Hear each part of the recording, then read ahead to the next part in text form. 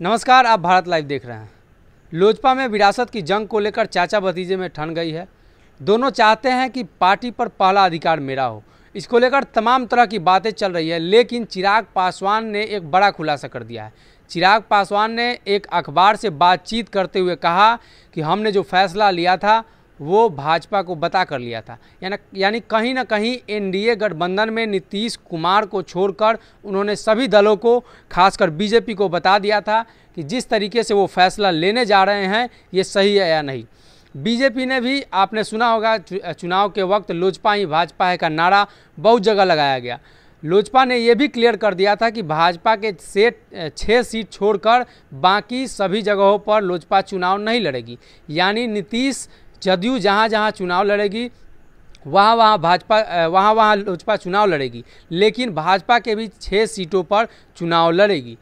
हालांकि चिराग पासवान ने सभी बातों को परत दर परत खोल कर रख दिया है। उन्होंने तमाम तरह के आरोप भाजपा पर भी लगाए। उन्होंने कहा कि भाजपा को मैंने ये सारी बातें बताई थी। भाजपा के राष्ट्रीय अध्यक्ष अमित शाह को भी मैंने इस बारे में बात बताई थी। 2014 के जब वक्त था उस समय भाजपा के साथ हमने लड़ने का फैसला लिया था, गठबंधन में लड़ने का फैसला लिया था। वो इसलिए लिया था कि नीतीश कुमार हमारे साथ नहीं थे, यानी एनडीए के साथ नहीं थे। इस बार नीतीश कुमार एनडीए के साथ थे तो चिराग पासवान ने अलग लड़ने का फैसला लिया, जिसकी जानकारी उन्होंने भाजपा आला कमान को दी थी।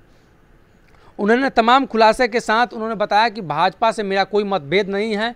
जदयू के साथ जो मतभेद था जिसकी वजह से मैंने चुनाव नहीं लड़ा उनके साथ, और ये बातें मैं सब भाजपा आला कमान को मैं बता चुका हूँ।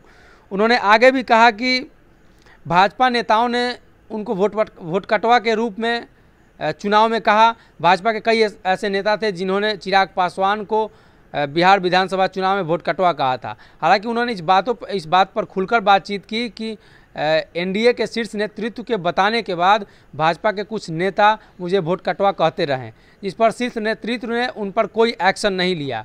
इससे चिराग पासवान सहित लोजपा पार्टी को बहुत ही कष्ट हुआ।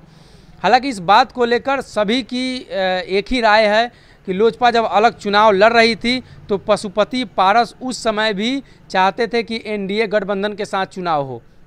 यानी पशुपति पारस ने जिस एजेंडे के तहत अब लोजपा को 2 फाड़ में बांट दिया है वो उस समय भी उसी एजेंडे पर थे, लेकिन उन्होंने तब विरोध नहीं किया।